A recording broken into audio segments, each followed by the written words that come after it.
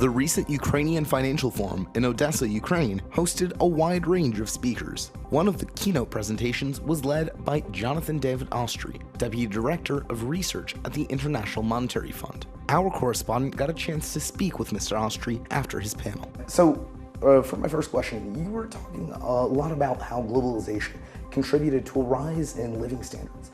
But how would that be true in light of stagnant wages among the middle class in much of the developed world, for example, the United States and the UK?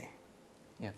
So what I argued is that we should take into account both the average effects of globalization and their distributional effects. So there's no inconsistency in saying that globalization has lifted so many millions and billions of people out of poverty, has raised average incomes in many parts of the world, has even closed the gap across countries between relatively poor countries and relatively rich countries. And the other fact that there are rising inequalities at the national level across many, many countries, not just the United States and many advanced countries, but across many countries, emerging markets, developing countries, and advanced countries. So these are two recognized aspects of globalization, that they yield substantial aggregate benefits, but that they pose many distributional challenges. So that was the point that I was making. Mm-hmm. And you mentioned redistribution as kind of not a panacea, but can be used to alleviate some of the negative effects of globalization. But what sort of redistribution policies are we talking about? Is this simply a matter of, for example, lowering the retirement age or extending unemployment benefits? Or does redistribution require something more radical, for example, direct cash transfers that was trialed in India? So I think the problem of rising national inequalities across many countries doesn't have a single cause, and it doesn't have a single solution. So you're right, I did mention the word redistribution, which involves many of the things you talked about in your question, both on the taxation side and on the transfer side. But it also involves what I would call pre-distribution policies.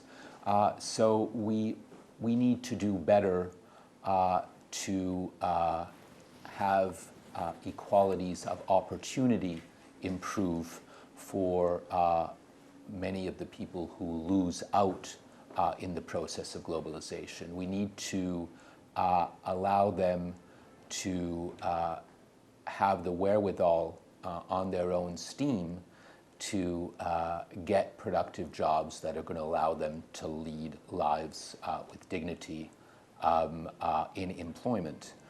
So that includes retraining, active labor market policies, better access to education, to health, to nutrition, and indeed to the political process. I mean, I don't draw the line in any particular place. So I think that on the redistribution side, one of the points that has made people very cautious about redistribution is the worry that those policies can undercut economic incentives to engage in work or investment and so forth. What the work that my colleagues and I have been doing suggests that that misses an important aspect of what redistribution achieves, which is that almost by definition it improves equality in the post-tax distribution of income. That improved equality can itself pay a dividend in terms of raising growth and sustaining growth. For example, when you have more people, including disadvantaged people, with access to good quality education and healthcare and nutrition, it stands to reason that they will make a bigger contribution to the productive potential of the economy. So there are many examples like this. Greater equality pays a growth dividend. And while there might be some disincentive effects, these, in terms of my own work, are found to be pretty small in practice on average.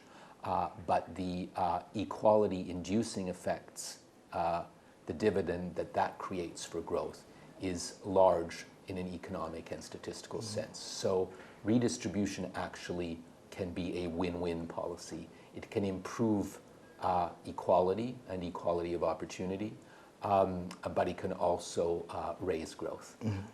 So it is not the only thing. It is not the only thing that should be on the table. It is not, as you said, a panacea. It should be pursued alongside pre-distribution policies, but I think it is a viable part of the solution. Now, is there such thing as too much redistribution?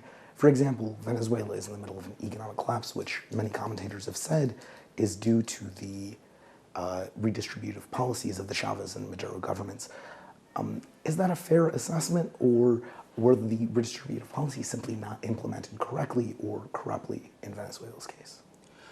I'm not going to comment on Venezuela, but I will take up the first part of your question, which is, can there be too much redistribution? I think the answer is almost certainly yes.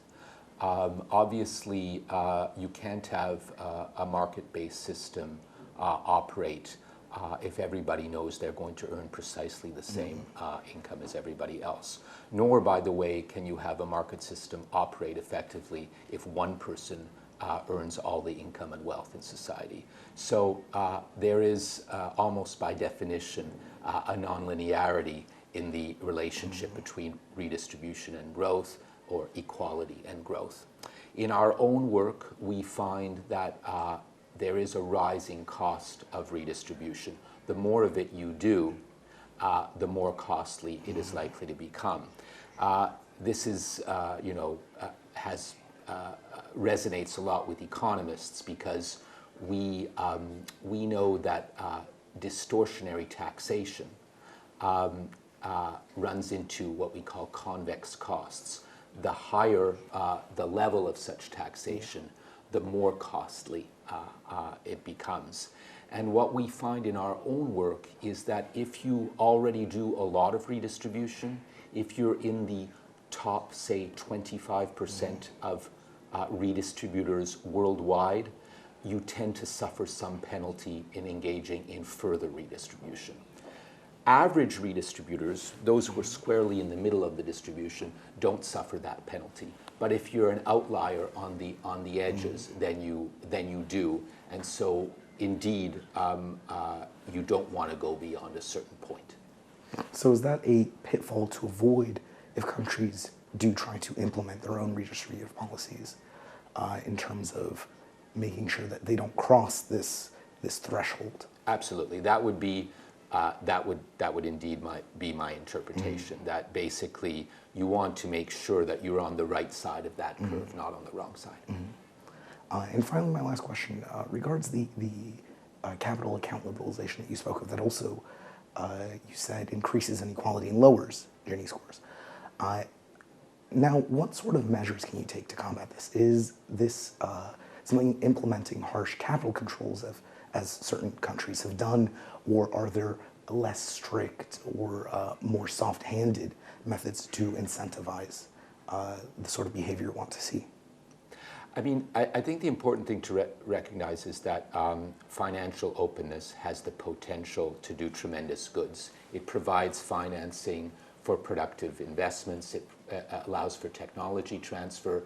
It can really help support healthy growth in a country. On the other hand, financial openness also has the potential to generate volatility and vulnerability to crises.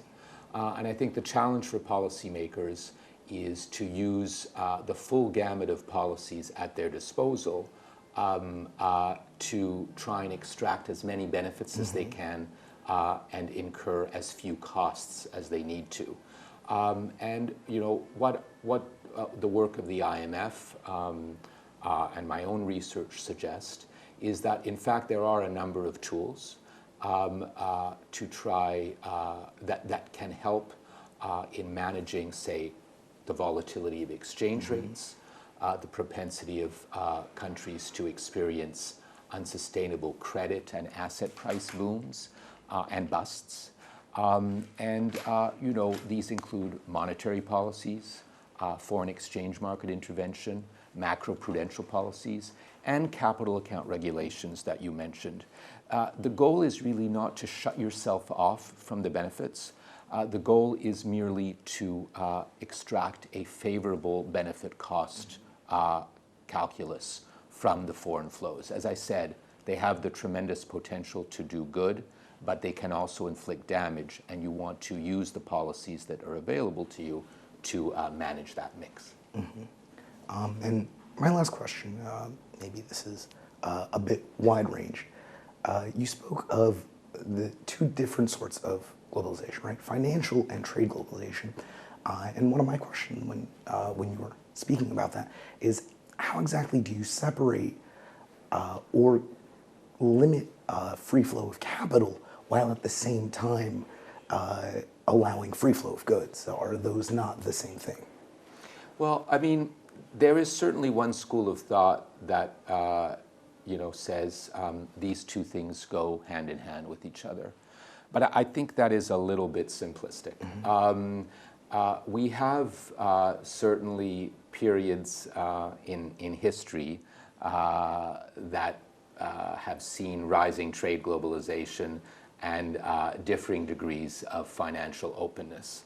And I think if you get more granular and look at the country level, you can take the example of China, which had a relatively closed capital account, except for foreign direct investment, but became increasingly open in terms of goods trade, exports and imports, and grew extremely well, as we all know, with very rapid double-digit rates of economic growth. So I think countries do have some considerable latitude to manage how they want to integrate financially, even as they choose to integrate even more and more on the goods and services side. So I think we should not exaggerate that these two forces need to move in lockstep. I think countries have latitude to control their destiny. Well, thank you very much. Most welcome. It's a very fascinating discussion. Thank you.